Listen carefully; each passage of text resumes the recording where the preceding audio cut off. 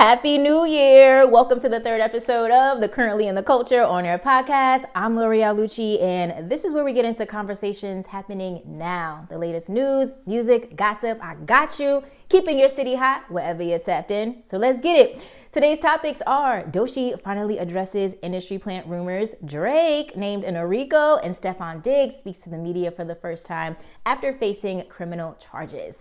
All right, let's get into this Doechii conversation because the quote-unquote industry plant rumors, they've been finally put to rest. Now this week, Doechii, she did a surprise drop and she put out Girl Get Up featuring SZA. Now she directly addresses haters who think she didn't organically earn her success. On the track, Doechii raps, quote, "All that industry plant shit whack. I see it on the blogs. I see you in the chats." Then she seemingly takes a dig at streamer Adin Ross. Now he is affiliated with Drake. Adin has been very negative toward her on his live stream. So, this is why I believe this is a lyrical shot at Adin on Girl Get Up. Doechii says, quote, "You suck every rap nigga D from the back, but what's the agenda when the it girl black? Y'all can't fathom that I work this hard, and y'all can't fathom that I earn this chart. Y'all can't stand my vibe because I'm anointed." Now, as far as Adin, he continues to double down on how he feels, which is nothing but disrespect. I'm doubling down, bro. Doechii, you're a horrible musician. You suck at music. That's why you fell off and you're coming at me, a streamer. Doechii, he's hating. You won Grammys for a reason.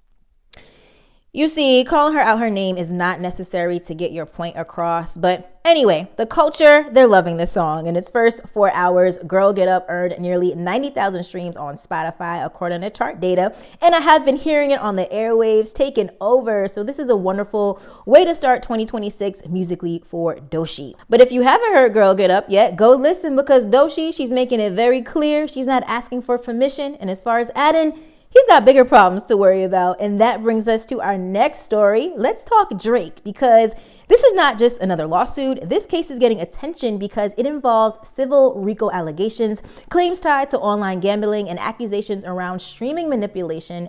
Now, multiple outlets are reporting that a federal class action lawsuit filed on December 31st, 2025 in Virginia, it names Drake alongside online casino platform Stake.us, streamer Adin Ross, and another defendant, George Nugent.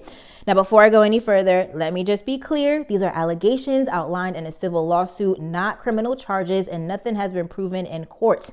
Now, here's why this lawsuit is different. The complaint alleges the defendants promoted Stake.us, which is a platform marketed as a social casino, but according to the plaintiffs, it operates like an illegal online gambling platform in the U.S. Now, the lawsuit claims users were allegedly solicited to gamble and exposed to what it calls substantial risks of gambling addiction.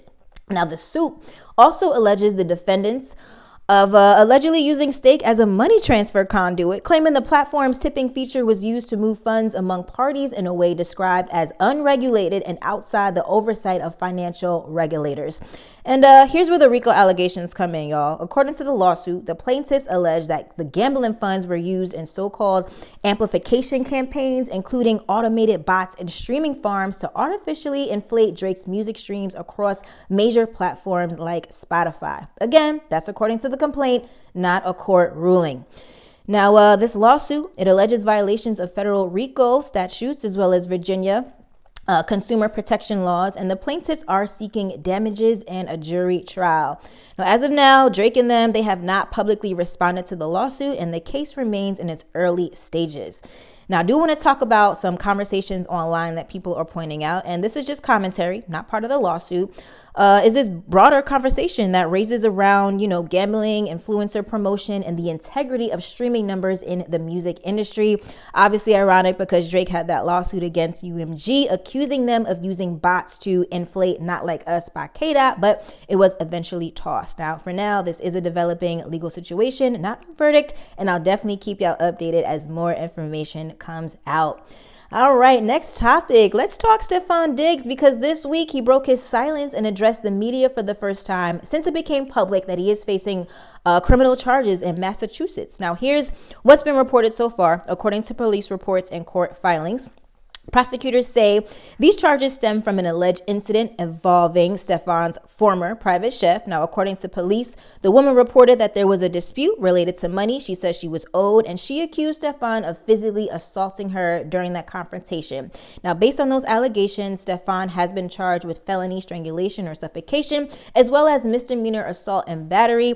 Now, the specific details of the incident have not been fully laid out publicly beyond what's included in the charging documents. However, according to court filings and reporting, after the alleged incident, the chef said she was directed to Stefon's assistant and told she would need to sign an NDA in order to receive payment for the money she believed she was owed. Now, the chef, she declined to sign that agreement, and then she later chose to report the matter to the police. Now, Stefon, he has denied the allegations through his attorney, who said in a statement that the accusations are untrue and stem from a financial dispute with a former employee. Now, on Friday, Stefon spoke publicly to the media for the first time, answering questions in front of reporters since these charges became public. Now, when he addressed the media, Stefon, he started off by apologizing to media outlets for not being available sooner, and he described the situation as a very emotional time. Now, when questions turned to the legal case, Stefon said it remains an open matter and made it clear he would not discuss the allegations, basically, choosing instead to, focus on football. Let's take a listen to the clip. It's been a couple of days. I usually get to talk to you on Wednesday, but obviously it's a different time, a very emotional time. Taken back by some, things that's been going on, but I want to be here to say sorry I wasn't available for those couple of days. It's a different kind of time, but dealing with everything, it's definitely an open case, so I can't even say anything about it. I will be open to any football questions, anything you want to know.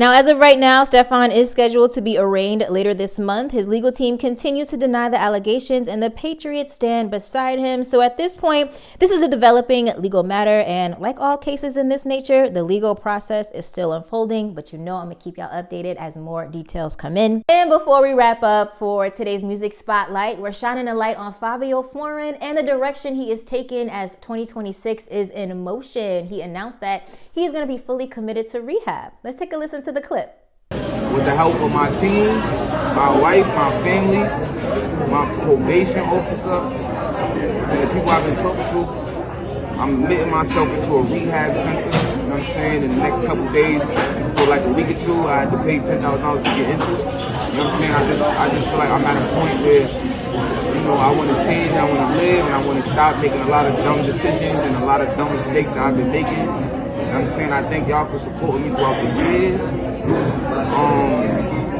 And this is something serious. I want y'all to support me, and I want y'all to ride with me through this journey. Now, Fabio did have a challenging 2025, including a long jail stint and now probation. So I'm really happy that he's checking himself into rehab and making the right moves to better himself. Big shout outs to anybody on that same journey.